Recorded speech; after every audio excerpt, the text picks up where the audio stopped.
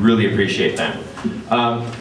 The reason why we're here is because of Latino Heritage Month, and that is the first and foremost reason as to why we're here.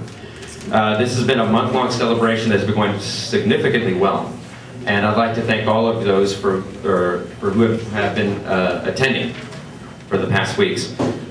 Today's guest is Congressman Ciro Rodriguez. Ciro Rodriguez is the embodiment of what Latino heritage is all about. He was born in Piedras Negras, Coahuila, Mexico, raised and educated in San Antonio, Texas.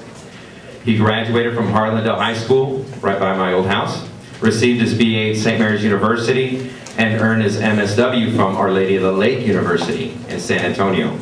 A firm believer in the importance and power of education. While in the Texas House of Representatives, Representative Rodriguez drew from his experience as a social worker and educator to fight to increase Texas high school graduate rates, and it worked. As a state representative, Congressman Rodriguez drafted the landmark Texas law guaranteeing the acceptance of the top 10% of high schools graduates to attend any public four-year Texas university. He's also responsible for the development of the dual credit program, which allows high school students to earn college credit for advanced courses. Elected to the U.S. Congress in 2006, currently he is on the House Committee on Appropriations, where he sits on the Homeland Security and Transportation, Housing and Urban Development, and related agencies and subcommittees. He also serves on the House Committee of Veterans Affairs and the subcommittees of Disabilities Assistance and Memorial Affairs and Oversight and Investigations. Congressman Ciro Rodriguez and his wife Carolina Peña have been married for 31 years. Their daughter Xochi is currently in law school. So without further ado, I'd like to give a warm Northwest Vista welcome to Congressman Ciro Rodriguez.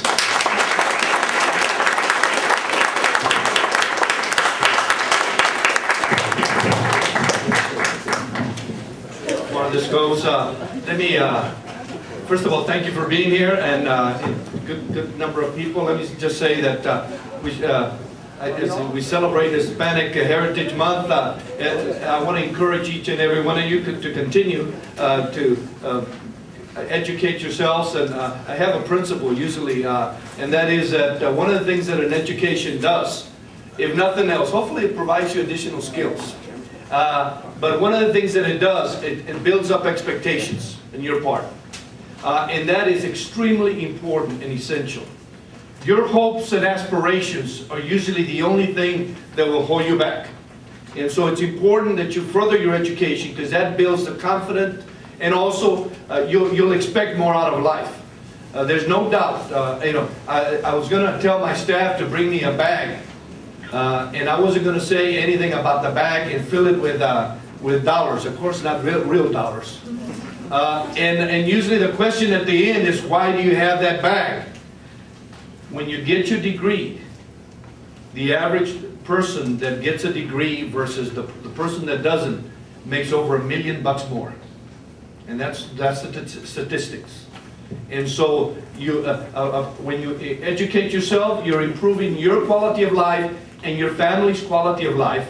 The same thing applies for the community as a whole. When we make an investment and you have more people with bachelor's and master's, that improves the community and improves the nation as a whole. You have another cynical view. What good does it do to have a PhD if I don't have a job? But let me tell you, when you have an education, you expect more, you put the squeeze on the politicians to do the right thing, and if nothing else, you work in terms of solving those things that we have to overcome. And as a nation now, more than ever, you are the ones that have the most at stake, and you have the ones that have the most to lose. So I want to encourage you to participate. You have no reason to complain or do anything if you don't vote. You have to vote, and that's the minimum that a democratic society asks of you, that you vote. People, women's suffrage, they fought to get the right to vote. The African American fought to get the right to vote. The Mexican American, we used to charge up to the 1970s. We had a poll tax. And back then the minimum wage was about $1.25. We used to pay $5 to have to vote. Now it's free. and just make the equivalence. If it was $5 when the minimum wage back then was $1.25 or less, then multiply that in terms of now and how much you would have to pay to participate to vote.